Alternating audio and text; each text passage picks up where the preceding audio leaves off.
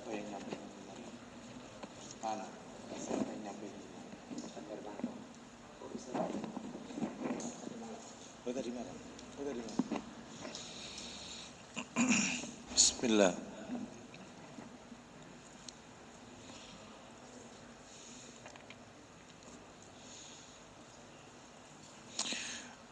Assalamualaikum warahmatullahi wabarakatuh.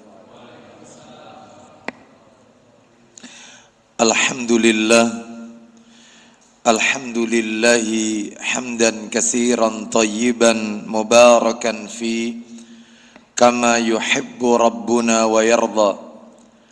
Wa ashhadu an la ilaha illallah wahdahu la syarika lah wa ashhadu anna Muhammadan abduhu wa rasuluh. Ya ayyuhalladzina amanu taqullaha haqqa tuqatih wa la tamutunna illa wa antum muslimun.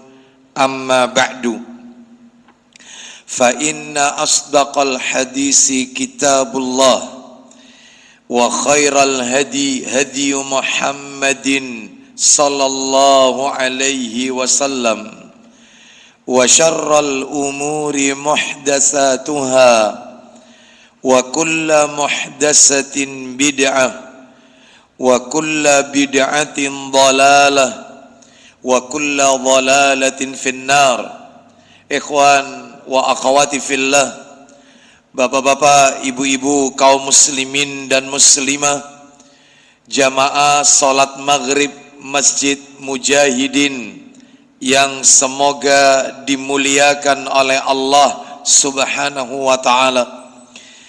Tidak ada kata yang patut kita ucapkan di malam hari ini selain rasa syukur kita kepada Allah tabaraka wa ta'ala atas segala karunia nikmat yang telah Allah berikan kepada kita. Di antara kenikmatan-kenikmatan tersebut yang kita rasakan pada malam hari ini adalah nikmat sehat, nikmat diberikannya kita kesempatan dan kemudahan untuk melaksanakan ibadah kepada Allah subhanahu wa ta'ala. Diawali dengan salat maghrib berjamaah, dilanjutkan dengan talabul ilmi, dan berakhir dengan melaksanakan salat isya yang dilakukan secara berjamaah pula. Semoga rangkaian amal ibadah yang kita lakukan khususnya pada malam hari ini semuanya tercatat di sisi Allah sebagai pemberat timbangan amal kebajikan kita kelak di yaumil hisab. Bapak ibu kaum muslimin dan muslimah rahimani wa rahimakumullah, malam hari ini adalah pertemuan kita mungkin yang terakhir sebelum memasuki Ramadan, karena bulan depan tentunya kita libur diisi dengan berbagai macam kegiatan di bulan Ramadan di Masjid Mujahidin, baik itu sholat tarawih, witir dan yang lainnya. Sehingga jika kita ditakdirkan kembali, bertemu kembali, maka kita akan melanjutkan materi kita yaitu di bulan Mei insyaallah.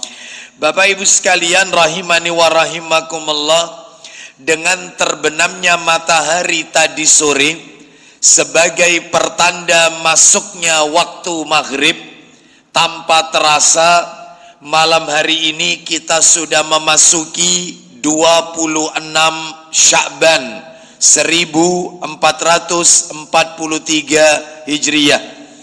Itu artinya tinggal tersisa 3 atau 4 hari lagi kita akan memasuki Ramadan 1443 Hijriyah. Maka terkait dengan hal tersebut, kajian kita pada malam hari ini yang biasanya membahas tentang ensiklopedi adab di dalam Islam, kami fokuskan pada 13 amalan di bulan Ramadan. Ada 13 amalan yang kita dianjurkan, bahkan ada sebagian bukan dianjurkan tetapi diwajibkan untuk kita kerjakan di bulan Ramadan. Jadi malam hari ini pembahasan kita seputar itu Bapak Ibu sekalian, sebelum memasuki Ramadan 1443 Hijriah. Namun sebelum kami sebutkan satu persatu apa saja 13 amalan yang Nabi ajarkan kepada kita untuk dilakukan di bulan Ramadan, maka sebagai kata pengantar atau muqaddimah, saya ingin menekankan kepada Bapak Ibu sekalian dua hal yang wajib kita camkan bersama. Apa itu? Yang pertama, Bapak Ibu, yang namanya puasa, yang namanya saum atau siam, itu bagian dari ibadah di dalam Islam. Dan Bapak Ibu semua kan tahu yang namanya ibadah, apapun itu bentuk ibadahnya, sholatkah, zakatkah, puasakah, haji, umrah, berzikir, membaca Al-Quran, membaca sholawat, berdoa, menikah, semua itu ibadah, termasuk puasa.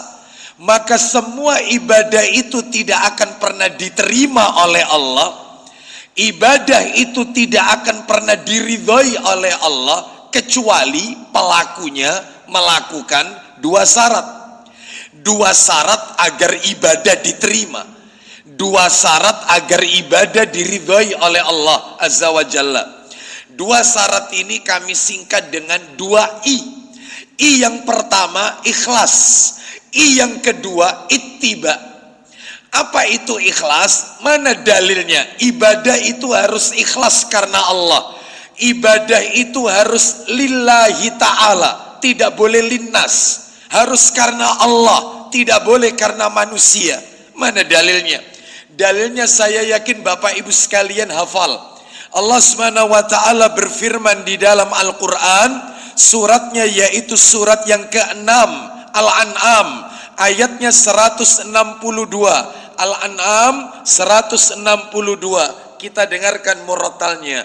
Allah taala berfirman, Qul inna salati wa nusuki wa mahyaya wa mamati lillahi rabbil alamin.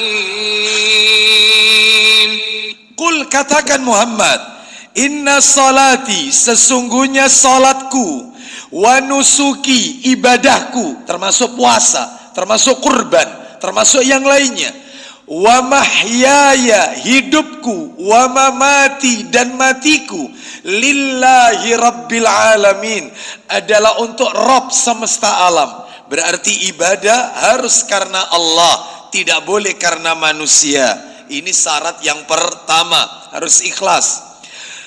Ini yang pertama. Yang kedua Bapak Ibu sekalian, I yang kedua, syarat ibadah itu baru diterima. I yang kedua adalah ittiba. Apa itu ittiba? Mengikuti. Siapa yang kita ikuti? Muhammad Rasulullah sallallahu alaihi wasallam. Dalam masalah ibadah kita harus mencontoh beliau, karena beliau adalah suri tauladan kita. Sebaik-baik petunjuk di muka bumi ini, petunjuk Rasul sallallahu alaihi wasallam. Sami'na wa ata'na, apa yang beliau ajarkan. Laqad kana lakum fi Rasulillahi uswatun hasanah. Sungguh telah ada pada diri Rasul suri tauladan yang baik.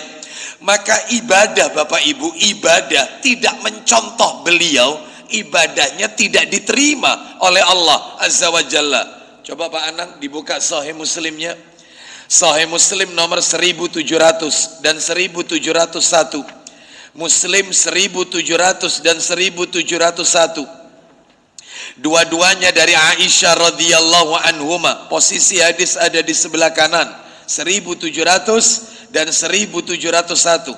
Dibaca yang 1701 saja. An Aisyah radhiyallahu anhuma qalat, qala Rasulullah sallallahu alaihi wasallam, man amila amalan laisa alaihi amruna fahuwa raddun. Silakan. Dari Aisyah radhiyallahu anha katanya, Rasulullah sallallahu alaihi wasallam bersabda, Apa isi sabdanya? siapa yang mengamalkan suatu amal atau ibadah Langsung aja, ulang lagi. siapa yang mengamalkan suatu amal yang tidak pernah kami lakukan, Nggak perlu. Siapa yang mengamalkan suatu amal ibadah? Ulang lagi dari depan. siapa yang mengamalkan suatu amal yang tidak pernah kami lakukan, Ibadahnya? Ya, ibadahnya dibaca. siapa yang mengamalkan suatu amal ibadah yang tidak pernah kami lakukan, maka amalnya itu ditolak. Lihat kalimatnya. Siapa yang mengamalkan suatu amal ibadah, berarti ibadah, bukan urusan duniawi. Kalau urusan duniawi diserahkan kepada kita, Bapak Ibu sekalian. Makanya para alim ulama memberikan kaidah. Apa kaidahnya? Kalau masalah ibadah, tanya mana dalilnya. Kalau masalah duniawi, tanya mana larangannya. Kalau urusan ibadah, ya tanya mana dalilnya. Tapi kalau duniawi, mana larangannya? Contoh, ada sebagian orang itu yang merasa yaitu alergi ketika mendengar istilah sunnah dan bid'ah. Lalu mereka mengatakan itu, ustadz itu sering mengatakan ini bid'ah, ini bid'ah, ini bid'ah. Lalu dia bilang, ustadz itu kalau taklim pakai apa? Naik apa dia? Ya naik mobil, naik kendaraan. Memang ada di zaman Nabi mobil. Bukankah ustadz itu juga melakukan bid'ah? Ustadznya itu bid'ah. Oh, dia lupa kalau mobil ini masalah duniawi, bukan ibadah. Kalau duniawi, tanya mana larangannya. Ada enggak di Quran? Tidak boleh naik mobil. Ada enggak di hadis? Tidak boleh naik ke... Tidak ada.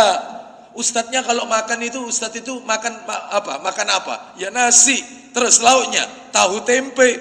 Memang Rasul makan nasi tahu tempe? Ya enggak lah, Rasul makan kurma. Berarti ustadz itu bid'ah. Abu Aslam itu bid'ah. Loh, makan ini urusan duniawi, nggak paham soalnya. Jadi digebiar, oh iya.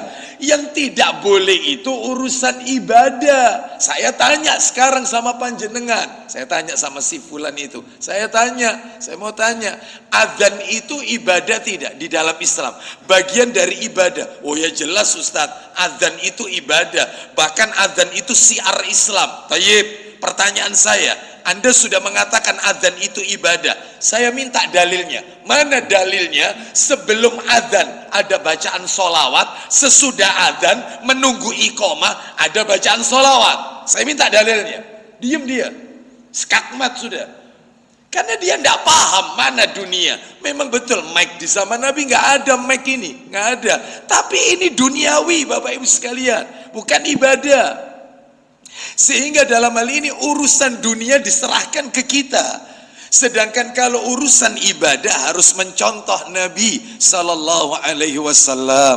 Nah, oleh karena itu maka bagi mereka yang alergi dengan kajian-kajian sunnah, maka dalam hal ini mudah-mudahan mendapatkan hidayah dari Allah Azza wa Jalla. Semua kita yang ada di sini semoga mendapatkan hidayah dari Allah Azza wa Jalla. Bapak Ibu sekalian rahimani wa rahimakumullah. Maka kita lanjutkan. Jadi ibadah itu harus ada rujukannya. Termasuk ibadah puasa, saum yang sesaat lagi akan kita lakukan. Harus mencontoh Nabi Sallallahu Alaihi Wasallam. Jadi jelas ya, ibadah itu baru diterima oleh Allah syaratnya dua, ikhlas dan ittiba. Sampai-sampai kata para alim ulama, dua i tadi yang kami sebutkan diibaratkan seperti sayap seekor burung. Bapak Ibu, mohon maaf ini, mana mungkin burung itu bisa terbang tinggi? Mana mungkin burung itu bisa terbang tinggi dengan satu sayap? Nggak mungkin, mustahil. Burung itu bisa terbang tinggi tentunya dengan dua sayap, sampai menjulang ke langit dengan dua sayap. Begitu juga ibadah. Ibadah itu kalau cuman modalnya ikhlas tok, tapi tidak mengikuti sunnah Nabi, nggak mungkin diterima oleh Allah Azza wa Jalla. Atau misalnya sebaliknya, ibadahnya mengikuti sunnah, semuanya mengikuti sunnah, tapi riya, ingin dilihat orang, tapi amalannya pengen didengarkan orang, alias tidak ikhlas, nggak mungkin diterima. Maka kalau ibadah itu ada ikhlas, ada ittiba, maka dia akan terangkat, diterima oleh Allah Azza wa Jalla. Itu syaratnya ibadah, ikhlas dan ittiba. Lalu yang kedua Bapak Ibu, sebelum saya sebutkan satu persatu 13 amalan di bulan Ramadan. Yang kedua, ibadah itu harus ditopang dengan ilmu. Orang yang beribadah tanpa ilmu, maka ibadahnya nggak akan diterima oleh Allah. Makanya 14 abad yang silam, Nabi SAW bersabda, "Man salaka tariqan yaltamisu fihi ilman, sahalallahu lahu bihi tariqan ilal jannah." Barang siapa yang menempuh jalan untuk mencari ilmu, maka Allah akan memudahkan baginya jalan menuju surga. Bapak Ibu, mohon maaf ini, jalan menuju surga itu banyak. Berbakti kepada kedua orang tua itu jalan menuju surga. Sholat tahajud itu jalan menuju banyak. Tapi kenapa di dalam hadis ini Nabi menyebutkan ilman? Kenapa kok tidak dikatakan sholatan? Kenapa kok tidak dikatakan zakatan? Kenapa tidak dikatakan sauman? Enggak, tetapi yaltamisu fihi ilman, ilmu. Karena katanya para alim ulama, jalan pintas yang bisa mendekatkan seseorang dengan surga ya cuman ilmu. Orang sholat harus tahu ilmunya. Sampai-sampai Nabi mengatakan, "Sallu kama ra'aitumuni usalli." Sholatlah kalian sebagaimana kalian melihat aku sholat. Orang pergi haji, apa kata Nabi? "Khudu anni manasikakum." Ambillah manasik hajiku ini oleh kalian. Loh, semuanya harus pakai ilmu. Ya, baca Quran saja harus ada ilmunya, ilmu tajwid. Nun mati ketemu ba, hukum bacaannya apa, cara bacanya apa. Nun mati ketemu mim, nun mati banyak. Belum lagi sifatu huruf, membaca sin dan sod itu bagaimana, semuanya ada ilmunya. Ya, beribadah tanpa ilmu tidak akan diterima oleh Allah. Termasuk ibadah puasa yang sebentar lagi akan kita lakukan, maka harus ditopang dengan ilmu. Kata Al-Imam Ibnu Qayyim Al-Jauziyah rahimahullah, beliau berkata, "Al-amilu bila ilmin kasairi bila dalilin." Orang yang beramal tanpa ilmu, beramal ibadah tanpa ilmu, bagaikan orang yang berjalan tidak ada penuntun. Katanya beliau lagi, "Wa ma'lumun anna ataba misli hadza aqrabu min salamatihi." Dan sudah dimaklumi oleh kebanyakan orang bahwasanya orang berjalan gak pakai penuntun maka akan mendapatkan kesulitan dan sulit untuk selamat. Gak mungkin dia bisa selamat. Makanya orang beribadah harus ada penuntunnya. Jangan seperti Yahudi dan Nasrani. Maaf ini, ketika kita membaca surat Al-Fatihah, setelah kita membaca siratal ladzina an'amta alaihim, yaitu jalannya orang-orang yang telah engkau beri nikmat. Siapa orang-orang yang telah diberi nikmat? Rasul dan para sahabat. Lalu dilanjutkan, ghairil maghdubi alaihim waladdallin. Bukan jalannya orang-orang yang al-maghdub, dan bukan pula jalannya orang-orang yang adzallin. Apa itu al-maghdub? dimurkai. Apa itu adzallin? Tersesat. Siapa al-maghdub? Yang dimurkai? Yahudi. Siapa adzallin? Nasrani. Siapa adzallin yang tersesat? Yaitu Nasrani. Siapa yang mengatakan ini? Rasul dalam hadis riwayat Tirmidzi. Kenapa Yahudi dimurkai? Karena mereka punya ilmu tapi tidak diamalkan. Kenapa Nasrani tersesat?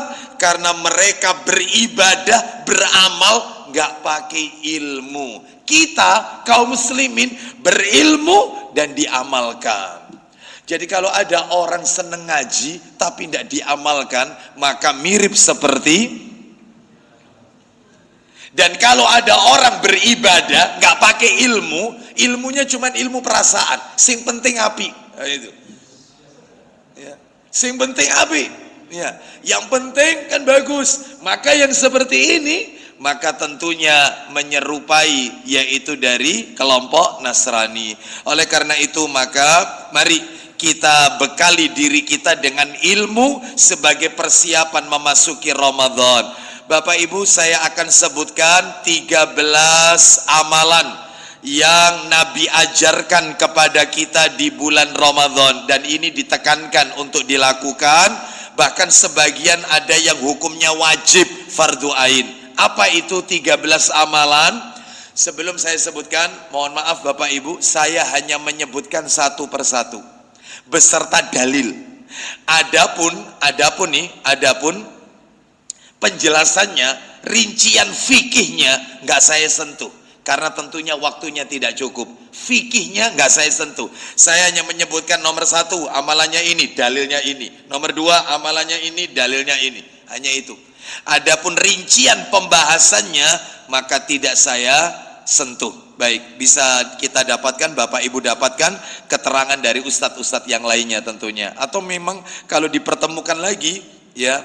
Tapi ya tentunya setelah Ramadan, ya, maka ini ada pembahasan rinciannya. Ya, wallahu a'lam bishawab. Baik, sekarang saya sebutkan satu persatu 13 amalan. Yang pertama adalah yaitu melaksanakan puasa, mengerjakan puasa, saum atau siam. Bahkan ini hukumnya wajib, fardhu ain. Karena termasuk rukun Islam. Rukun Islam yang keempat setelah zakat. Nah, nomor 1 2 kalimat syahadat, nomor 2 salat, nomor 3 zakat, nomor 4 saum, puasa di bulan Ramadan, nomor 5 haji ke Baitullah. Nah, mengerjakan puasa, mana dalilnya? Coba Pak Anang atau beliaunya, Sahih Bukhari. Sahih Bukhari, nomornya awal-awal kebanyakan, nomornya 32. Sahih Bukhari nomor 32. Nah, nomor aslinya 38. Yang kita baca ini terjemahan nomor 32. An Abi Hurairah radhiyallahu an, qala Rasulullah sallallahu alaihi wasallam, man shoma ramadhana imanan wa ihtisaban ghufira lahu ma taqaddama min dambihi. Silakan. Dari Abu Hurairah radhiyallahu anhu katanya, Rasulullah shallallahu alaihi wasallam bersabda, apa isi sabdanya? siapa yang puasa di bulan Ramadan karena iman dan ikhlas, Dan ikhlas mengharap pahala hanya dari Allah Azza wa Jalla, maka diampuni Allah dosanya yang telah lalu. Diampuni oleh Allah dosanya yang telah lalu. Mudah-mudahan puasa kita di bulan Ramadan tahun ini menjadi penyebab diampuninya semua dosa-dosa kita yang telah lalu. Tolong diingat-ingat ya, tolong diingat-ingat, puasa penghapus dosa yang telah lalu. Diingat-ingat, sebab nanti ada amalan-amalan yang lain juga begitu kata-katanya, diampuni dosanya yang telah lalu. Nanti tinggal panjenengan urut aja, panjenengan kumpulkan. Berarti panjenengan sudah nemukan satu, yang diampuni dosanya yang telah lalu, ibadahnya puasa. Sekarang kita lihat amalan yang nomor 2. Sekali lagi ya, saya tidak menjelaskan fikihnya, bagaimana sahur yang benar, terus kemudian puasa itu yang benar bagaimana, hukumnya, niatnya itu kapan baca niatnya, dan seterusnya. Enggak, saya sentuh itu. Saya cuma menjelaskan amalan-amalannya saja, ya. Yang nomor 2, Bapak Ibu sekalian. Yang nomor 2, menghidupkan sholat tarawih. Sholat tarawih. Kalau ini agak saya panjangkan ini, bukan hanya sholat tarawih. Saya ulang, menghidupkan sholat tarawih bersama imam sampai imam selesai. Nah, saya tambahkan, menghidupkan sholat tarawih bersama dengan imam sampai imam selesai. Loh Ustadz, kok pakai ditambahi sampai imam selesai? Baik, Bapak Ibu sekalian rahimani wa rahimakumullah, karena saya melihat fenomena yang terjadi di masyarakat kita, yaitu fenomenanya klasik. Apa itu? Ya, satu, ada sebagian makmum itu meninggalkan imam padahal imam belum kelar. Alasannya, Ustadz, imamnya itu sholat tarawih 21 rakaat, makanya dapat 8 rakaat saya pulang, saya witir sendiri di rumah Ustadz, karena saya berkeyakinan sholat tarawih itu 11. Lah ini masjid depan rumah saya 21. Baik, klasik. Nanti saya jawab ini. Yang kedua, ada lagi yang alasannya, Ustadz, saya ikut imam, memang betul masjidnya 11 rakaat, tapi saya dapat 8 rakaat, gak ikut witir. Kenapa? Nanti malam saya pengen tahajud lagi Ustadz. Nah makanya witirnya nanti tak taruh yang tahajud itu. Lah kalau saya ikut imam, saya kan gak bisa sholat tahajud lagi Ustadz. Katanya witir itu penutup. Toyib, klasik lagi. Nanti kita jawab. Yang ketiga, ada lagi alasannya itu, Ustadz, saya ndak ikut imam sampai imam selesai. Kenapa? Karena ya imamnya terlalu cepat sholatnya misalnya, dan macam-macam. Baik, Bapak Ibu sekalian rahimani wa rahimakumullah, sebelum saya jawab tadi alasan-alasan klasik tadi, kita dengarkan dulu dalilnya. Baik, dalil yang pertama, tolong dibuka Sahih Bukhari. Ya, jangan ditutup yang tadi ya. Nomornya 31. Kita dengarkan dulu ya. Ini dalil yang pertama ini. Bukhari nomor 31. Itu cetakan terjemahan. Kalau nomor aslinya 37. An Abi Hurairah radhiyallahu an qala Rasulullah sallallahu alaihi wasallam, man qama Ramadhana. Kalau tadi soma, sekarang qama. Man qama Ramadhana imanan wahtisaban ghufira lahu ma taqaddama min dambihi. Silakan baca Pak Ana. Ya, 31.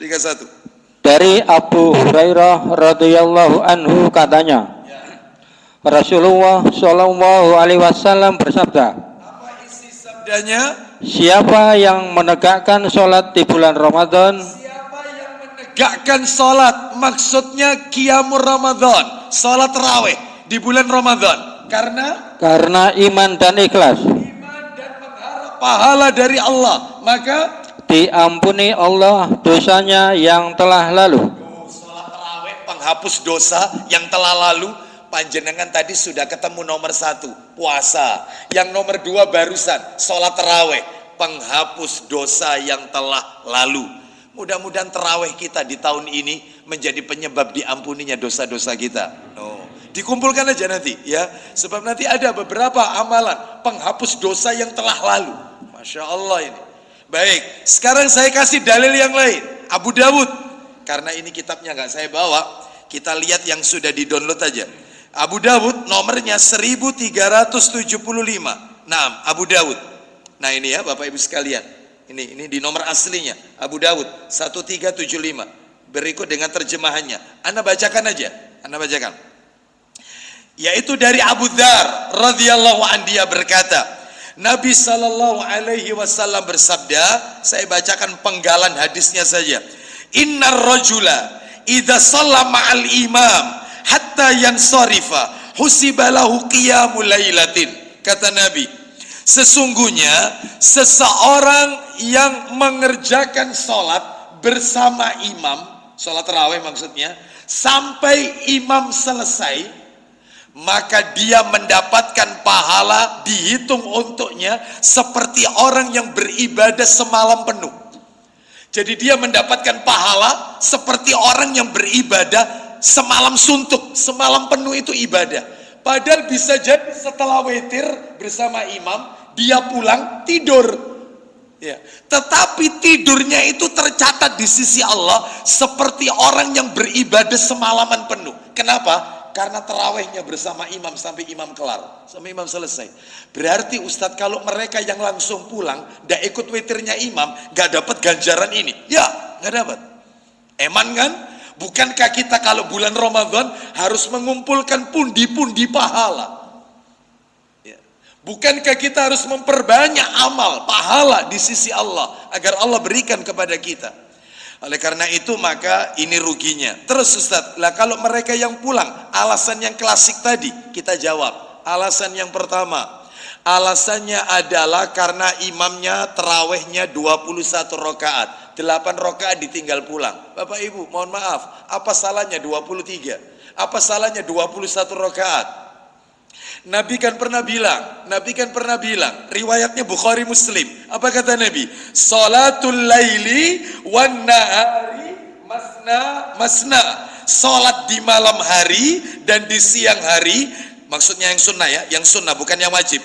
2 rakaat salam, 2 rakaat salam. Apabila, kata Nabi, apabila kalian khawatir subuh itu masuk, maka tutuplah witir 1 rakaat. Lihat kalimatnya, apabila kalian khawatir subuh itu masuk, tutuplah witir 1 rakaat. Berarti jumlah sholat malam itu tidak terhingga. Yang penting batasnya sampai sebelum subuh. Makanya ndak usah kaget kalau di Mekah sama Madinah terawihnya 31 rakaat. Kalau 10 hari terakhir, tapi 10 hari terakhir. Jadi setelah Isya 20 rakaat di Mekah sama di Madinah. Mudah-mudahan panjenengan ditakdir bisa umroh di bulan Ramadan. Terutama yang 10 hari terakhir ini. Anda lihat, Bapak Ibu sekalian lihat. Setelah Isya 20 rakaat, nggak pakai witir. Itu start setelah Isya biasanya selesai. Biasanya sampai setengah 11. Sampai setengah 11 biasanya ini ya. Lalu kemudian sebagian jamaah pulang ke hotel untuk istirahat. Kenapa? Karena jam 1 malam ada lagi sholat. Yang memimpin imamnya khusus Syekh Abdurrahman As-Sudais hafizahullah ta'ala. Pakai kunut witir soalnya. Kunutnya panjang. Dan tidak ada satupun dari jutaan manusia yang tidak meneteskan air mata. Semua nangis.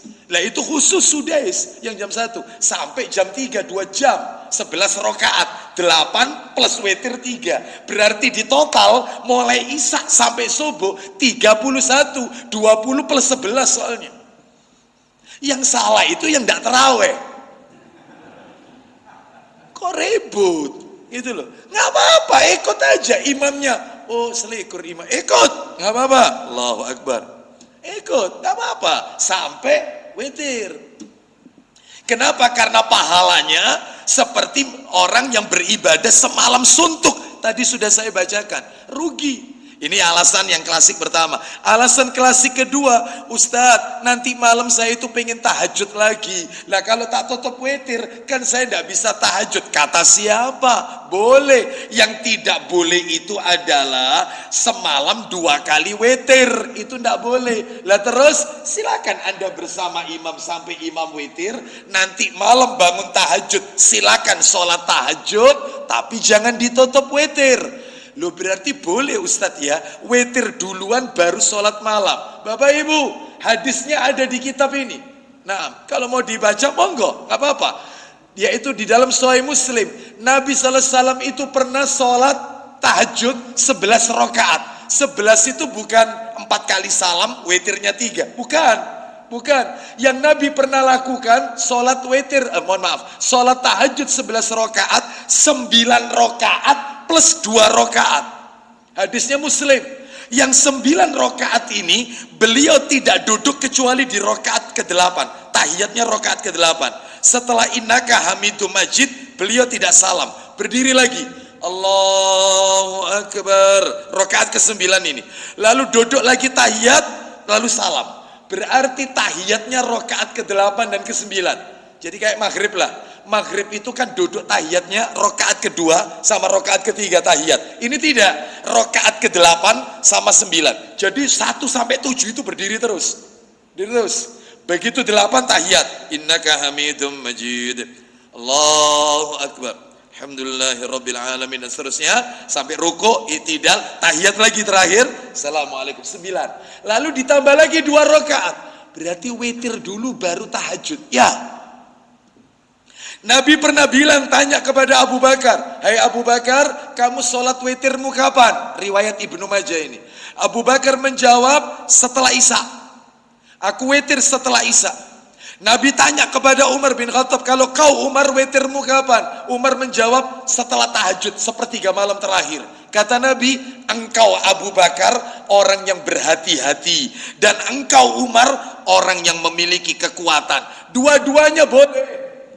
Habis Isya Anda khawatir gak bisa sholat malam, aku daripada keturun, wis aku tak witir di mari sholat Isya. Witir, setelah itu tidur. Setelah tidur ternyata malam bangun untuk tahajud aja, nggak pakai witir. Tapi berarti witir itu bisa ditaruh di awal, witir bisa ditaruh di akhir. Alasan klasik kedua terbantahkan. Ngapain? Nggak apa-apa, ikut aja imam. Faham sampai di sini Bapak Ibu? Baik, jadi ini menunjukkan kepada kita, Ustadz imamnya terlalu cepat Ustadz. Baik, kalau imamnya terlalu cepat, dinasehati, terutama takmirnya dinasehati. Nasihatnya 4 mata, tidak di depan orang banyak. Kalau memang sudah dinasehati, diberikan dalil, diberikan nasihat, masih tetap seperti itu, silakan panjenengan cari masjid yang lain yang lebih tumaknina, yang lebih khusyuk, yang bacaannya bagus, dan seterusnya imamnya baik. Jadi begitu ya. Jadi jangan pindah masjid kalau belum iqamatul hujjah, harus disampaikan hujjah dulu. Baik, sekarang kita lanjutkan nomor 3, amalan yang nomor 3 Bapak Ibu. Membayar zakat fitri. Zakat fitri. Loh, bukan zakat fitrah, boleh, tetapi yang lebih kuat zakat fitri. Makanya Idul Fitrinya, makanya hari rayanya namanya Idul Fitrah. Hari rayanya Idul apa? Fitri, maka zakatnya fitri. Zakat fitri, bukan zakat fitrah. Tapi boleh Ustaz ya nyebut zakat fitrah, boleh, nggak apa-apa. Cuman kalau berdasarkan hadis, zakat al fitri, fitr, ya bukan fitrah, bukan. Tetapi zakat fitri. Apa zakat fitri itu Ustaz? Ya zakat fitri, al fitr ini berbuka. Makanya hari rayanya Idul Fitri, hari raya berbuka, alias tidak puasa lagi, maksudnya itu. Loh, Idul Fitri itu bukan artinya hari raya kesucian, yang penuh dengan kesucian. Itu kalau fitrah pakai tak marbuta. Lah ini tidak, alif, lam, fa, to, terus ro, nggak pakai tak marbuta, nggak pakai. Sehingga berbuka artinya fitr. Sedangkan kalau suci, fitrah. Fitratun, fitrah. Ya, makanya kadang-kadang di spanduk-spanduk itu kita akan menuju kemenangan. Hari raya Idul Fitri, hari raya penuh kesucian. Salah. Idul Fitri hari raya kemenangan, termasuk selamat marhaban ya Ramadan. Selamat memasuki bulan suci Ramadan. Ramadan nggak masuk bulan suci. Bulan suci itu cuma 4 di dalam Islam, yaitu Zulqa'dah, Zulhijjah, Muharram, Rajab. Ramadan nggak masuk. Banyak kesalahan penulisan itu. Ya. Kita lanjutkan. Mana dalilnya? Ya, saya bacakan ini, setelah itu kumandang adzan Isya. Setelah itu nanti kita lanjutkan dikit. Dalilnya adalah di dalam hadis riwayat Abu Dawud, dalam kitab Sahih Targhib wa Tarhib, saya bacakan aja, nomornya 1085. Disebutkan dari Ibnu Abbas radhiyallahu anhuma, dia berkata, faradha Rasulullah sallallahu alaihi wasallam zakatal fitri tuhratan lis-shaimi minal lagwi warrafas. Artinya Rasulullah sallallahu alaihi wasallam mewajibkan zakat fitr, mewajibkan zakat fitri untuk mensucikan orang yang berpuasa dari perkara-perkara yang sia-sia dan perbuatan keji. Maaf Bapak Ibu ya, maaf. Yang namanya orang puasa sadar tidak sadar, Yang namanya orang puasa ini sadar tidak sadar, satu ngamuk-ngamuk, muring-muring di jalan, kena macet, atau mungkin kena serempet, atau mungkin marah karena panas ini, panas. Ya, ini bawaan orang lapar kan gitu, mudah marah. Yang kedua, suka bohong lisannya. Yang ketiga, mungkin kata-katanya kasar kepada istri, kotor, jorok. Atau mungkin waktunya puasa ini, puasa, suka lihat, wih, wow, Masya Allah. Namanya orang puasa. Lah terus Ustaz, yang bisa menghapus itu apa? Zakat fitr. Makanya Nabi mengatakan tuhratan lis-shaimi minal lagwi warrafas. Zakat fitri itu bisa mensucikan orang yang berpuasa dari perbuatan yang sia-sia dan perbuatan keji, perbuatan dosa yang dia nggak sadar. Makanya keluarkan zakat fitr itu untuk mensucikan. Namanya lisan. Kadang puasa ngomongin orang, sampai nggak roy. Wah, iku kelakuannya padahal puasa ini ngomongin orang, ghibah, membicarakan aib orang, itu mensucikannya zakat fitr. Oleh karena itu ini adalah amalan yang nomor 3. Baik, kita akan lanjutkan setelah kumandang adzan isya poin-poin berikutnya. Wassallallahu ala nabiyyina wa ala alihi washabihi wasallam. Tafadhal.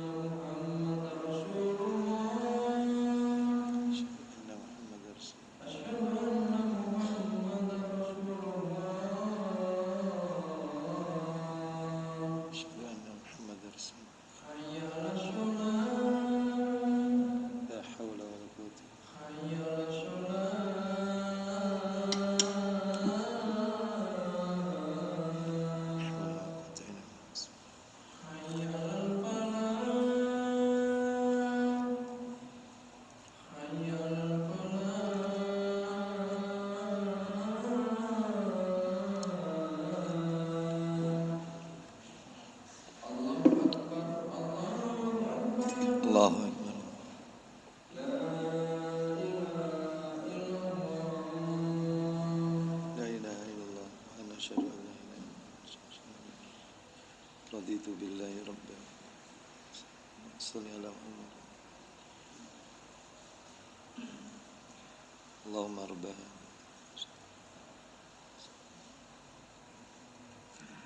Alhamdulillah wassalatu wassalamu ala Rasulillah wa ba'd. Kita lanjutkan nomor 4, Bapak Ibu, memperbanyak sedekah. Memperbanyak sedekah. Dalilnya hadis riwayat Bukhari. Coba dibuka Bukhari, betul itu Pak? Nomor 4 Pak. Nomor 4, Bukhari nomor 4. Nomor aslinya nomor 6. Ani bin Abbas radhiyallahu anhuma qala kana Rasulullah sallallahu alaihi wasallam ajwadan nas wa kana ajwada ma yakunu fi Ramadan. Silakan. Dari Ibnu Abbas radhiyallahu anhu katanya, Rasulullah Shallallahu Alaihi Wasallam adalah seorang yang amat pemurah. Nabi adalah orang yang dermawan, pemurah. Lanjut. Dan lebih pemurah lagi selama bulan Ramadan. Stop sampai di situ dulu Pak Anang. Kata Ibnu Abbas, dan lebih pemurah lagi apabila masuk di bulan Ramadan. Jadi sodakonya Nabi itu gencar kalau di bulan Ramadan. Maka saya menghimbau kepada para jamaah sekalian, ayo di bulan Ramadan nanti diperbanyak sodakonya, terutama memberi buka puasa orang yang sedang berpuasa, ya, mengirimkan makanan, ya, sodako untuk masjid dan seterusnya. Digencarkan sodakonya, jangan bakhil di bulan Ramadan, gencarkan. Sampai-sampai nanti Pak Anang akan melanjutkan, Nabi itu kalau di bulan Ramadan gencarnya bersodako diibaratkan seperti angin kencang yang berhembus, saking gencarnya, terus sedekah. Itu Bapak Ibu sekalian. Itu yang nomor 4. Nomor 5 sekarang. Sebentar lagi kita lanjutkan Pak Anang. Nomor 5 amalannya memperbanyak membaca Al-Quran, deres Quran, terus dibaca terus Al-Quran. Mana dalilnya? Dalilnya sama di dalam hadis Bukhari nomor 4, nomor aslinya nomor 6. Lanjutkan lagi, teruskan Pak Anang. Yaitu ketika Jibril datang menemuinya. Biasanya Jibril datang kepada Nabi Shallallahu Alaihi Wasallam tiap-tiap malam Ramadan, dan beliau keduanya membaca Quran berganti-ganti. Malaikat Jibril turun membaca Al-Quran bersama Nabi Sallallahu Alaihi Wasallam. Jibril ngecek bacaannya Nabi di murojaah terus tiap malam, hatam terus tiap hari, terus begitu. Bahkan disebutkan menjelang ajalnya Nabi Sallallahu Alaihi Wasallam sebelum wafat, itu malaikat Jibril semakin sering, yaitu turun ngecek bacaan Nabi di bulan Ramadan, terus diulang-ulang, terus hatam ulang lagi, hatam terus. Masya Allah. Dan kita umatnya dianjurkan membaca Al-Quran. Bapak Ibu mohon maaf ini. Teruskan sebelum saya jelaskan rinciannya. Teruskan. Sesungguhnya Rasulullah Shallallahu Alaihi Wasallam lebih pemurah berbuat kebaikan daripada murahnya angin berhembus.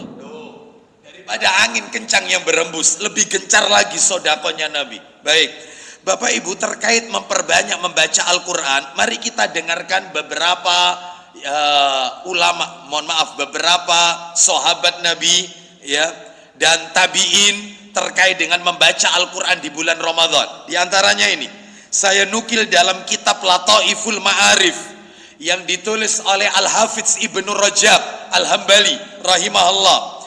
Beliau mengatakan di dalam kitabnya, Umar bin Al-Khattab radhiyallahu an.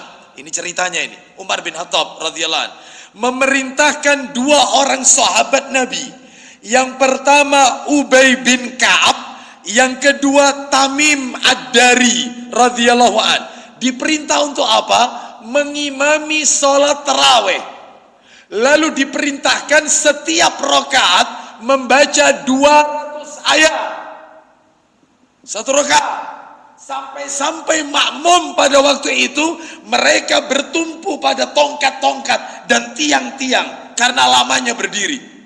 Dan mereka setiap malam seperti itu bukan semakin berkurang jamaahnya, semakin banyak setiap harinya, tambah meluber. Masya Allah, kuat-kuat fisiknya. Coba itu diterapkan di Mujahidin. Insya Allah itu hari pertama dan yang terakhir, insya Allah. Insya Allah udah. Itu makmumnya yang salah di situ. Ya Allah, salah alamat ya. Kita orang salah alamat sholat di masjid ini, salah alamat ya. Itu Bapak Ibu sekalian. Jadi beda kita dengan mereka para sahabat. Bapak Ibu tahu para sahabat ini berinfak satu mud. Infak satu mud itu berapa Ustaz? Satu mud itu ukuran 2 telapak tangan orang dewasa. 2 telapak tangan. Ini namanya satu mud. Satu mud itu. Jadi kalau ukuran zakat fitri itu 4 mud. 4 mud, satu sok itu sama dengan 1 mud. Jadi di zaman Nabi itu berat jenis itu bukan kilogram, bukan gram, tapi sok sama mud. Mud itu 1 mud sekian, 2 telapak tangan orang dewasa. Sedangkan kalau zakat fitr itu 1 sok itu setara 4 mud, jadi 4 kali gini. Nah seperti itu. Itu kalau dikilogramkan, saya baca keterangannya di Ma'had Al-Furqan Sedayu Gresik, ya, Ustadz Aun Rafiq hafizallahu ta'ala itu ngadakan penelitian di konvensi. Di zaman Nabi pakai kurma, pakai kismis, di zaman kita pakai beras. Sedangkan beras itu ukurannya ada yang besar, panjang, ada yang kecil-kecil. Jadi setelah diteliti, ya, ternyata ketemu angka kalau dikilogramkan 2,33 kilogram. Ustadz, digenapkan sekali 2,5 kilo. Tafadhol, boleh. Ustadz, untuk kehati-hatian, karena kurma dengan beras, kismis itu beda, maka sekalian 3 kilogram. Bagus, gak apa-apa, boleh. Yaitu pendapat yang terakhir, 3 kilo.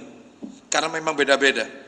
Bapak Ibu sekalian, makanan pokok negara setempat, makanan pokok nasional. Meskipun orang Maluku makan sagu, orang Madura makan jagung, maka tetap zakat fitrinya ya beras, karena bahan makanan pokok nasional di negeri itu. Gitu ya. Baik, kita lanjutkan. Jadi ini Bapak Ibu sekalian ya. Jadi mereka sholatnya ini sampai malam. Nah, bahkan Utsman bin Affan radhiyallahu an membaca Al-Quran setiap malam khatam, sehingga 1 bulan Ramadan 30 kali khatam. Utsman bin Affan radhiyallahu an, khalifah ketiga. Ayo, bayangkan Utsman ini. Terus yang berikutnya, wah ini lebih istimewa lagi nih.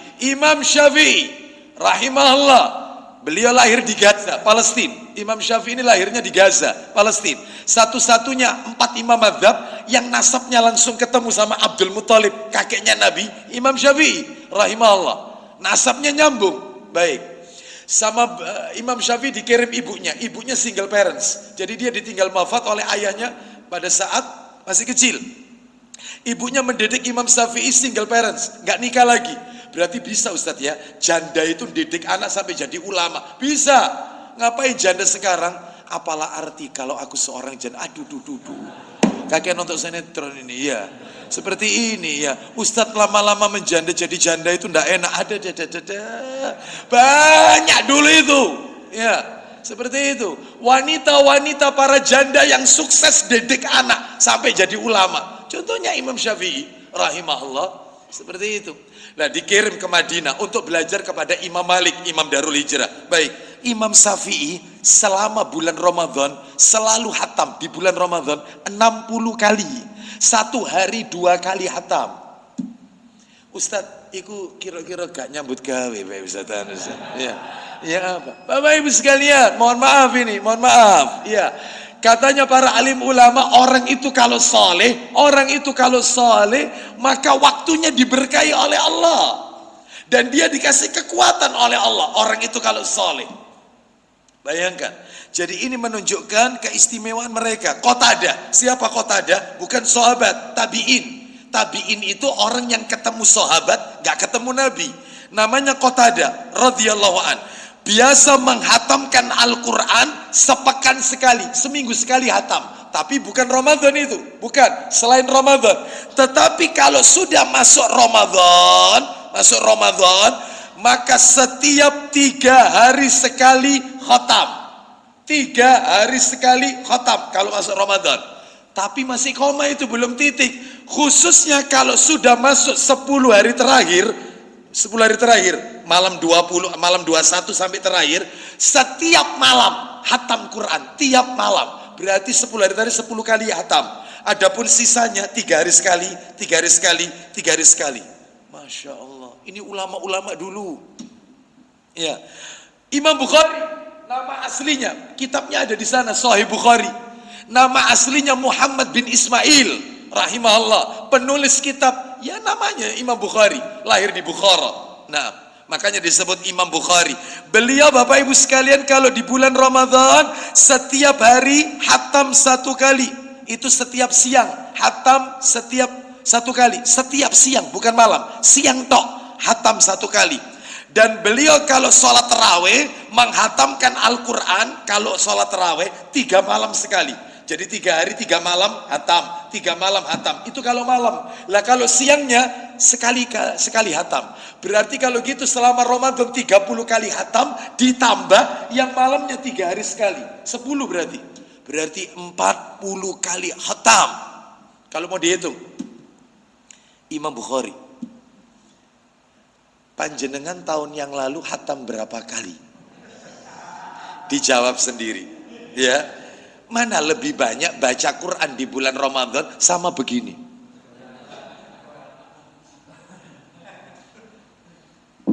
Ya. Bapak Ibu sekalian, ayo sudah waktunya kita optimalkan ibadah. Makanya mulai sekarang itu sudah perencanaan target sudah ditetapkan Bapak Ibu. Memang itu sifatnya teknis tapi menentukan. Orang kalau tidak direncanakan targetnya nanti di Ramadan akan gagal total. Mulai sekarang direncanakan. Contohnya Ramadan tahun ini target saya 5 kali khotam. Misalnya, Ramadan tahun ini saya terawih di Masjid Mujahidin. Nanti 10 hari terakhir yang qiyamul lail, yang pakai witir itu, pakai kunut witir, saya sholat di masjid ini. Karena ada imamnya bagus. Atau misalnya di masjid mana, ada syekh dari Timur Tengah.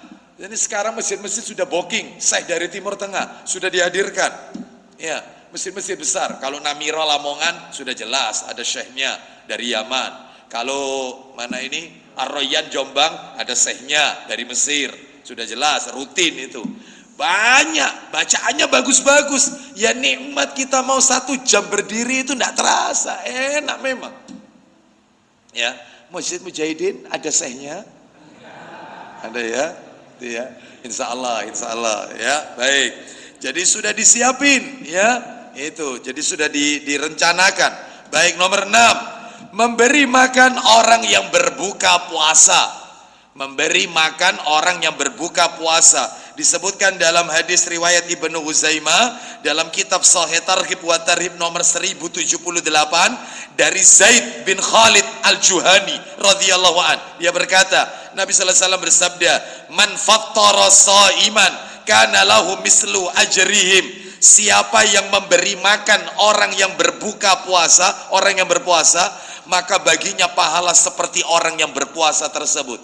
Loh, makanya jangan pelit, kirimkan. Mungkin berapa nasi bungkus atau untuk, ya istilahnya takjil. Takjil itu bahasa Arab, artinya disegerakan ya. Tapi kalau di negeri kita itu kadang-kadang salah. Mana takjilnya? Loh kok mana takjilnya? Takjil itu artinya segerakan. Ya, baik. Jadi takjil itu tidak identik dengan OT-OT dan bukan takjil itu segerakan, Bapak Ibu sekalian. Ya, ayo takjil, ayo segerakan. Itu.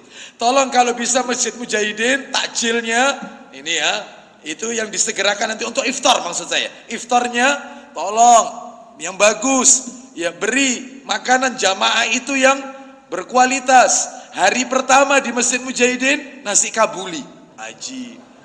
Hari kedua nasi mandi, lu. Hari ketiga nasi Bukhari. Hari keempat kambing goreng.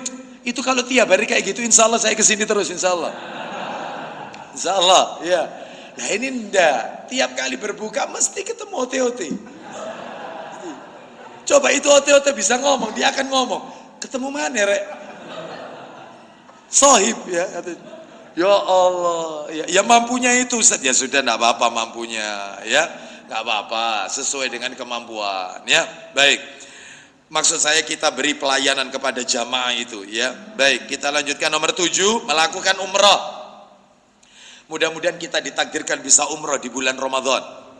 Ya, kenapa kok umrah dicantumkan? Karena memang ada dalilnya. Riwayat Al-Bazzar dan At-Tabrani dalam kitab Sahih Targhib wa Tarhib nomor hadis 1121 dari Abu Thalib radhiyallahu an. Dia bertanya kepada Nabi sallallahu alaihi wasallam, "Fama ya'dilu hajja ma'ak?" Wahai Rasulullah, apa yang setara dengan haji bersamamu? Amalan apa yang ganjarannya seperti haji bersamamu? Qala, Nabi menjawab, umratun fi Ramadan, umrah di bulan Ramadan. Oh, ini memang mahal biayanya. Alhamdulillah umrah ini sudah mulai, yaitu dibuka, ya sudah mulai dilonggarkan. Mudah-mudahan panjenengan semua berkesempatan, diberi kesempatan oleh Allah Azza wa Jalla. Ya, tetapi tahun ini saya mendapatkan kabar yang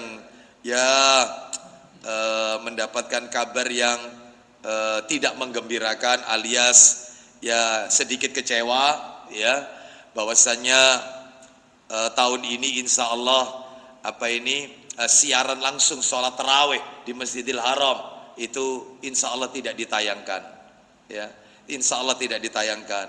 Ini atas perintah Pangeran Muhammad bin Salman ya. Jadi kalau tahun-tahun sebelumnya kita bisa lihat di parabola itu siaran langsung, imamnya saya sudes, beliau berdoa kita bisa ngaminkan. Lihat itu senang, lihat orang tawaf, lihat orang sholat tarawih, ada keinginan itu. Tapi sekarang tahun ini kelihatannya yaitu atas perintah pangeran yaitu ditiadakan. Baik, apa alasannya? Wallahu a'lam bishawab. Baik, kita berdoa saja. Mudah-mudahan beliau-beliau diberi hidayah oleh Allah Azza wa Jalla. Baik, kita lanjutkan. Yang berikutnya yaitu yang ke-8, ya, mengoptimalkan ibadah pada saat Lailatul Qadar. Mengoptimalkan ibadah saat Lailatul Qadar. Dalilnya, ayo dibuka Sahih Bukhari. Nomornya 29. Nomor 29. Bukhari nomor 29. Nomor aslinya 35. An Abi Hurairah radhiyallahu an qala Rasulullah sallallahu alaihi wasallam, man yaqum lailatal qadri imanan wa ihtisaban ghufira lahu ma taqaddama min dambihi. Silakan baca. Dari Abu Hurairah radhiyallahu anhu katanya, Rasulullah Shallallahu alaihi wasallam bersabda, Apa isi sabdanya? barang siapa melakukan sholat di malam Qadar, Siapa yang salat di malam Qadar? Itu yang qiyamul lail itu Bapak Ibu, 10 hari terakhir itu ya, terutama malam-malam ganjil. Lanjut. karena iman dan ikhlas, Iman dan mengharap pahala di sisi Allah, ikhlas karena Allah. Lanjut. niscaya diampuni Allah dosanya yang telah lalu. Sudah nambah lagi 3. Yang pertama puasa, yang nomor 2 sholat tarawih, yang nomor 3 sholat di malam Qadar, 10 hari yang terakhir. Nah itu ya, penghapus dosa yang telah lalu. Kita lanjutkan Bapak Ibu. Makanya nanti upayakan 10 hari terakhir itu, 10 hari terakhir sholat Bapak Ibu sekalian ya. Jangan malas, jangan lesu, jangan loyo, ya kita optimalkan ibadah. Mudah-mudahan kita semua dikasih kemampuan, kekuatan oleh Allah. Nomor 9, dikasih sehat walafiat. Nomor 9, jauhi ucapan dusta dan perbuatan-perbuatan keji yang lain. Jauhi. Mana dalilnya? Dalilnya yaitu disebutkan di dalam hadis riwayat Abu Dawud, Tirmidzi dan yang lainnya. Dalam kitab Sahih Targhib wa Tarhib nomor 1079 dari Abu Hurairah radhiyallahu anhu, dia berkata, Nabi sallallahu alaihi wasallam bersabda, "Man lam yada' qaula zuri wal amala bihi falaysa lillahi hajatun fi an yada'a ta'amahu wa syarabahu." Barang siapa yang tidak meninggalkan ucapan dusta dan perbuatan jahat di bulan Ramadan, maka Allah tidak butuh kepadanya dia mau meninggalkan makan atau minumnya. Maksudnya begini, orang itu mau puasa mau nggak puasa, Allah nggak butuh, Allah. Berarti kalau begitu Ustadz, orang kalau di bulan Ramadan suka ngomongin orang, itu puasanya ndak batal. Ndak batal, bukan menjadi pembatal puasa. Yang batalkan puasa itu makan, minum, dan melakukan hubungan intim suami istri. Tetapi pahalanya bisa berkurang, bahkan nggak dapat sama sekali. Makanya kata Nabi, rubba sa'imin laisa lahu min siyamihi ilal ju' wal atash. Berapa banyak orang-orang yang berpuasa, dia tidak mendapatkan apa-apa, ganjaran apa-apa, kecuali ju', lapar melilit perut, wal atash, haus mencekik tenggorokan. Hanya lapar dan haus, nggak lebih dari itu.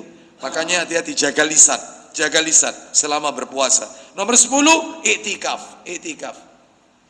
Mana dalilnya i'tikaf? Ayo dibuka Sahih Muslim, cepat dikit.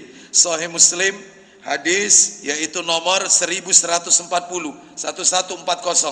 Ayo dibaca 1140. 1140 dari Aisyah radhiyallahu anhuma. Silakan. 1140. Yuk. Dari Aisyah radhiyallahu anha katanya, bahwasannya Nabi Shallallahu alaihi wasallam itikaf pada tiap-tiap 10 yang akhir bulan Ramadan. Nabi itu itikaf 10 hari terakhir bulan Ramadan. Itikaf Bapak Ibu. Upayakan tahun ini kita bisa itikaf. Ustadz, itikaf itu harus ngebleng Ustadz, nginep terus di masjid 10 hari. Nggak harus. Boleh nggak Ustadz itikafnya itu mulai jam 1 malam ikut qiyamul lail sampai menjelang subuh. Setelah sholat subuh pulang karena paginya dia harus kerja. Boleh, sesuai kemampuan. Tapi kalau ditanya yang afdol ya ngebleng di masjid. ya. Boleh sehari, boleh 2 hari, yang afdol ya 10 hari. Mencontoh Nabi sallallahu alaihi wasallam. Kalau berbenturan dengan pekerjaan, enggak apa-apa, sesuai kemampuan. Katanya Allah dalam Al-Qur'an dalam firman-Nya, "Fattaqullaha mastata'tum." Bertakwalah kepada Allah sesuai dengan kemampuan kalian, ya. Baik, upayakan iktikaf. Jangan disibukkan masalah duniawi 10 hari terakhir Ramadan. Jangan. Kalau bisa seluruh kebutuhan logistik Idul Fitri itu disiapkan mulai sekarang. Mulai baju baru, mulai sepatu baru itu sekarang mestinya disiapkan. Sehingga nanti 10 hari terakhir nggak kepikiran. Ini 10 hari terakhir yang dipikiri keceput. Apa keceput? Masih ada di sini keceput. Yang dipikiri roti semprit, yang dipikiri itu adalah apa? Kastengel atau apa itu? Ibu-ibu yang paling tahu. Nastar, yang dipikiri itu uang baru, belum tukar uang baru, bingung. Dia nggak bingung, dia nggak pernah mikir. Ya Allah, Ramadan tahun ini Ramadan terakhir saya atau tidak? Dia nggak pernah bingung, dia nggak pernah mikir. Sedangkan umur yang tahu hanya Allah. Jangan-jangan Ramadan tahun ini Ramadan terakhir buat kita. Loh, oleh karena itu, ayo jangan diisi dengan masalah duniawi. Ya, katanya para alim ulama, laisal idu liman labisal jadid, innamal idu liman ta'atuhu tazid. Idul Fitri itu bukan miliknya orang-orang yang bajunya baru, bukan. Tapi Idul Fitri itu miliknya orang yang ketaatannya terus bertambah. Setelah Ramadan tambah meningkat ketaatannya, yaitu Idul Fitri. Bukan baju baru, bukan makanan-makanan enak, bukan. Itu bukan esensi Idul Fitri. Idul Fitri tidak identik mudik. Mau mudik bingung. Ya, sekarang kepingin booster. Ya, kepingin divaksin. Kemarin nggak mau vaksin. Karena apa? Syaratnya kalau mau mudik vaksin dan seterusnya. Loh, ya, bingung cari tiket dan seterusnya. Oleh karena itu, Bapak Ibu sekalian, ayo optimalkan ibadah saja, ya. Baik, kita lanjutkan nomor 11, perbanyak doa. Doa di bulan Ramadan mustajab. Di bulan Ramadan doa mustajab. Nabi sallallahu alaihi wasallam bersabda, "Innallaha tabaraka wa ta'ala utaqa'u fi kulli yaumin wa lailatin," yakni fi Ramadan. Sesungguhnya Allah memiliki orang-orang yang dimerdekakan dari api neraka setiap hari dan setiap malam, yakni di bulan Ramadan. Orang-orang yang dimerdekakan dari api neraka dihapus oleh Allah dari daftar penduduk neraka. Loh, coba di bulan Ramadan, ya, seperti itu. Makanya sebagian imam kalau baca doa kunut witir itu yang panjang kan, itu ditambahkan doanya. Saya kalau imam baca itu merinding saya, masya Allah. Dan banyak jamaah yang menangis kalau imam sudah baca itu. Allahumma a'tiq riqabana wa riqa abaina wa ummahatina. Ya Allah, hapus nama kami dari daftar penduduk neraka. Hapus ya Allah. Jangan kau masukkan namaku sebagai nama penduduk neraka, ayahku dan ibuku juga. Oh, coba seperti itu. Banyak imam-imam, bahkan imam Masjidil Haram, Allahumma a'tiq riqabana wa riqa abaina wa umma, dan seterusnya, ya. Bahkan saya kemarin juga banyak jamaah yang minta ke saya, Ustadz, gimana itu tulisannya? Saya share langsung aja ceramahnya Ustadz Khalid Basalama, hafizahullah ta'ala, yang membahas tentang itu. Saya share nih, sak langsung ada Arabnya, sak terjemahannya, sak penjelasannya apa itu. Baik, Bapak Ibu sekalian rahimani wa rahimakumullah. Jadi ini yang ke-11. Oh belum, masih dalilnya tadi. Wa inna likulli muslimin fi kulli yaumin wa lailatin da'watan mustajabatan. Sesungguhnya setiap muslim pada setiap hari dan malam, yakni di bulan Ramadan, memiliki doa yang mustajab. Maka perbanyak doa. Ada kemarin yang tanya ke saya, Ustadz, di bulan Ramadan itu yang paling mustajab itu selama Ramadan itu kapan, Ustadz? Maka jawabannya adalah, yaitu ada 2, Bapak Ibu. Ada 2. Ya, mohon maaf, jawabannya ada 3, bukan 2, 3. Yang pertama adalah menjelang berbuka puasa. Menjelang berbuka itu mustajab. Kata Nabi sallallahu alaihi wasallam, disebutkan di dalam hadis riwayat Tirmidzi, Bapak Ibu sekalian, Tirmidzi, di mana Nabi sallallahu alaihi wasallam bersabda, riwayat Tirmidzi, ya, Tirmidzi, nomornya 2526, 2526, Tirmidzi 2526. Nih, saya bacakan Bapak Ibu sekalian. Rasulullah sallallahu alaihi wasallam bersabda, salasatun la turaddu da'watuhum Ya, ada 3 doa, 3 orang yang doanya nggak ditolak oleh Allah. 3 orang yang doanya nggak ditolak. Yang pertama, al-imamul adil, doanya pemimpin yang adil sama rakyatnya, pemimpin yang tidak zalim. Yang kedua, wasaimu hina yuftir, doanya orang yang berpuasa menjelang berbuka. Yang ketiga, wa da'watul madlum, doanya orang yang teraniaya, yarfa'uha fawqal ghamam wa tufattahu laha abwabus sama, maka pintu-pintu langit dibuka oleh doa itu, terangkat naik sampai ke atas ke awan, lalu Allah membuka pintu-pintu langit, artinya diterima doa itu. 3 orang ini doanya. Makanya kalau mau berbuka jangan disibukkan dengan ngabuburit. Apa ngabuburit itu? Istilah Sunda ini. Istilah orang Sunda, ngabuburit. Keliling cari makanan. Ya, seperti itu. Ngapain disibukkan seperti ini? Rasul itu sederhana kok kalau buka, sederhana. Nabi itu kalau buka puasa pakai rutop. Rutop. Kalau tidak ada rutop, maka beliau pakai tamer. Tamer itu kurma kering. Kalau rutop kurma basah. Itu tempatnya harus di freezer, memang mahal memang. Itu tamer kurma kering. Kurma kering itu termasuk ajwa, termasuk mejol. Cirinya itu kalau dibuka ada seratnya, atau kalau kita goyang kedengaran isinya, yaitu namanya tamer. Apapun jenis kurmanya, kalau kering yaitu namanya tamer. Dan itu dipakai sahur oleh Nabi. Tamer itu sahur. Sedangkan kalau berbuka rutop. Baik. Jadi saya ulang ya, Nabi kalau berbuka pakai rutop, nggak ada rutop tamer, nggak ada tamer, beberapa teguk air, simple, sederhana. Bukannya Nabi, kita enggak, es cendol, es garbis, es degan, janggelan, ya banyak, sak meja ini, enak iki kata tak pangan kok, iki, oh iki enak ini, sudah, semuanya di meja makan begini semua. Begitu adzan matahari terbenam, terkena sebutir 2 butir kurma, segelas 2 gelas, seteguk 2 teguk air, sepotong 2 potong roti, kenyang. Sedangkan yang lain, ya Allah wiswar, kenyang. Lalu kemana keinginan yang tadi menggebu-gebu? Itulah hawa nafsu. Nggak usah dituruti, ya seperti itu. Maka yang sederhana saja, apalagi ibu-ibu, mohon maaf.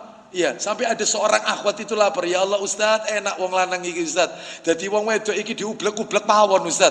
Terus direbut mulai subuh gak mandek Ustaz, mulai subuh nyiapkan sahur, belum nanti masak untuk buka, mau berbuka noto untuk anak, untuk suami.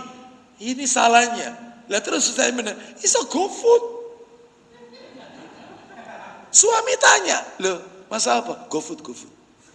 Lah terus kamu ngapain? Zikir. Ramadan waya zikir. Baca Quran yang banyak.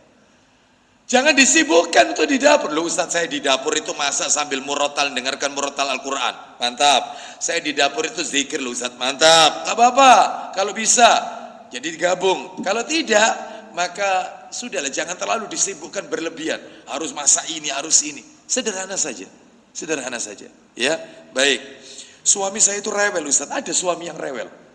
Ada enggak? Enggak ada di sini ya? Enggak ada yang ngaku, maksudnya enggak ada yang ngaku. Ya. Baik, kita lanjutkan. Terus kapan lagi Ustadz? Kan ada 3 tadi, mau berbuka. Terus kapan lagi? Menjelang sahur. Mau sahur, nah itu doa mustajab. Dalilnya Ali Imran ayat 17. Yastaghfiruna bil ashar, dan meminta ampun di waktu sahur. Waktu sahur itu mustajab. Dan yang ketiga 10 hari terakhir Ramadan. Makanya Aisyah radhiyallahu anhuma bertanya kepada Nabi, kalau aku menjumpai Lailatul Qadar, apa yang harus aku baca? Katanya Nabi, bacalah Allahumma innaka afuwun tuhibbul afwa fa'fu anni. Nah itu diperbanyak terus. 12, mengakhirkan sahur dan menyegerakan berbuka. Sahurnya diakhirkan, jangan di awal. Sebab ada orang itu kalau sahur malam hari. Aku sahur sekarang, nanti malam nanti pagi sahur jangan dibanguni. Salah ini, nggak sehat. Habis makan tidur, nggak sehat. Ada lagi orang sahur jam 2 malam, dini hari. Begitu habis sahur, nunggu subuh kelamaan. Ya Allah, suwe subuh, tidur, nggak baik. Sehingga subuhnya kerinan. Lah terus, diakhirkan itu jam berapa Ustadz? Di zaman Nabi tidak ada jam.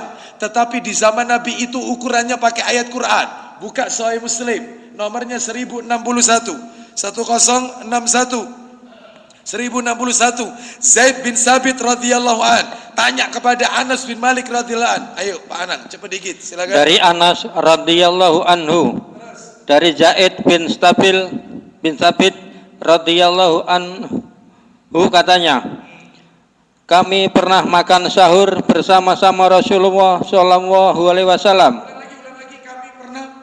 Kami pernah makan sahur bersama-sama Rasulullah. Kami pernah makan sahur bersama-sama Rasulullah sallallahu alaihi wasallam. Kenapa saya minta diulang terus? Bapak Ibu, yang sering terjadi di masyarakat ada istilah bukber. Apa bukber? Ternyata ini kami pernah makan sahur bersama Rasulullah. Nggak apa-apa Masjid Mujahidin sekali-kali ngadakan sahur bersama. Loh. Buka bersama, ada riwayatnya. Ini sahur bersama Nabi dengan para sahabat. Lanjut pertanyaannya Zaid kepada Anas, tanyaku. Tidak berapa lama kemudian. Tidak lama kemudian terus lanjut. Pergi sholat. Tanya Anas, kira-kira berapa lama jaraknya antara waktu makan sahur dengan sholat? Jawab Zaid. Anas bin Malik ya kepada Zaid. Apa jawabannya Zaid bin Sabit? Kira-kira selama membaca 50 ayat. Baik. Ukurannya pakai ayat. Bapak Ibu, saya pernah coba 50 ayat Quran. Saya ambilkan surat yang ayatnya panjang-panjang. Biasanya Al-Baqarah kan. Saya baca 50 ayat di surat Al-Baqarah sambil saya lihat jam. Ternyata butuh waktu kurang lebih 20 menit. 50 ayat itu 20 menit. 20 menit. Itu kalau lancar Ustaz. Nah, kalau bacanya wal la di na. Oh, itu susah jam Ustaz. Nah, ini kita cari yang lancar aja. Ya. Anggap aja setengah jam. Anggap genapkan 30 menit. Saya tanya, subuh jam 4:04. Berarti kalau begitu sahur yang afdol karena diakhirkan mengikuti sunnah Rasul, berarti kalau begitu jam berapa sahurnya? Ya jam 4 kurang seperempat. 3:45, 4 kurang seperempat. Ada yang tanya, Ustadz istri saya itu Ustadz jam 2:30 sudah bangun Ustadz menyiapkan menu santap sahur. Gak apa-apa, silakan. Lah terus ya jangan dimakan. Lah terus dilihatin aja. Lah terus kapan makannya? Yaitu menunggu waktu yang tepat. Ya, lo katanya tidak boleh makan kalau imsak. Kalau sudah mendengar salatu wassalamu alaih, katanya berhenti makan. Kata siapa? Berhenti makan, berhenti minum, tidak boleh melakukan hubungan intim itu pada saat fajar shadiq, yaitu subuh, adzan subuh. Sehingga imsak itu tidak ada di dalam Islam. Istilah imsak itu istilah baru, bentuk kehati-hatian yang berlebihan, yang tidak bersumber dari dalil yang sahih. Nggak ada. Sehingga nggak apa-apa, imsak itu 10 menit loh. Assalatu wassalamu itu 10 menit. Lumayan sawakul bisa itu. Bisa sawakul. Bisa. Ya Allah. Makan sak jimaknya. Cukup enggak 10 menit kira-kira? Ya, dicukup-cukupin ya. Seperti itu. Bapak Ibu sekalian, rahimani wa rahimakumullah. Ini menunjukkan kepada kita bahwasanya sahur diakhirkan, kalau berbuka diawalkan. Nabi bersabda, la tazalu ummati ala sunnati ma lam tantadir bi fitriha an-nujum. Umatku senantiasa di atas sunnahku selama mereka tidak menunda berbuka sampai munculnya bintang-bintang. Ada orang waktunya berbuka, enggak buka-buka. Saya tanya, "Loh Mas, kenapa? Kok enggak minum ini, enggak dibatalkan puasanya?" Insya Allah Ustadz, saya sampai terawih itu masih kuat. Ini bukan kuat-kuatan. Ini masalahnya syariatnya ini adalah sampai matahari terbenam. Ya, ini repot ini. 13 terakhir penutup. Tetap semangat di bulan Ramadan. Tetap semangat. Jangan lesu, jangan loyo. Jangan. Masa puasa Ramadan dipakai tidur. Habis sahur tidur, bangun zuhur. Ya, terus salat zuhur, habis itu tidur lagi, bangunnya asar. Hatta setahun, meskipun setahun kalau kayak begini kuat insya Allah. Iya, nggak bener ini. Nanti jam 10 jalannya sudah miring-miring. Loh Mas, kenapa? Poso iki Ustaz, poso. Loh, ya Allah nggak boleh. Harus semangat. Lihat para sahabat. Bapak Ibu maaf ya, Nabi puasa Ramadan seumur hidup 9 kali. Nabi puasa Ramadan seumur hidup 9 kali. Jadi kalau Nabi wafat usia 63, kurangi 9. Berarti syariat Ramadan itu Nabi umur 54. Dikurangi 9. Umur 54 itu baru syariat Ramadan. Dari 9 kali Ramadan, yang 6 kali perang semua. Perang Badar, Ramadan. Pembebasan kota Mekah, menguasai kota Mekah, Ramadan. Banyak peperangan-peperangan terjadi, semuanya Ramadan. Berarti kalau begitu Ramadan itu bulan fisik, bulan jihad, bulan semangat. Ini enggak tidur-tiduran, loyo-loyuan, lemes-lemes. Ada. Jangan semangat. Ya, seperti itu. Mestinya ditiru Rasul dan para sahabat, ya. Wallahu a'lam bishawab. Bahkan kalau saya mencatat di sini banyak kemenangan kaum muslimin terjadi bulan Ramadan. Ramadan 2 Hijriah, kemenangan kaum muslimin perang Badar. Ramadan 8 Hijriah, kemenangan kaum muslimin saat Fathul Mekah. Ramadan 15 Hijriah, kemenangan Baitul Maqdis Palestina di bawah komando Umar bin Khattab radhiyallahu an. 20 Hijriah, Ramadan, kemenangan Mesir di bawah komando sahabat Amr bin Al-As. Ramadan 63 Hijriah, Muhammad bin Al-Qasim memenangkan memenangkan peperangan terhadap tentara India di Sungai Sindi. Ramadan 91 Hijriah, pembebasan Andalus yaitu Spanyol di bawah komando Tariq bin Malik Al-Bariri. Ramadan 93 Hijriah, menyelesaikan pembebasan Andalus, Sevilla dan Toledo di bawah komando sahabat Musa bin Nusair. Oh banyak, sampai kemerdekaan Indonesia proklamasi. Itu bulan apa itu? Ramadan.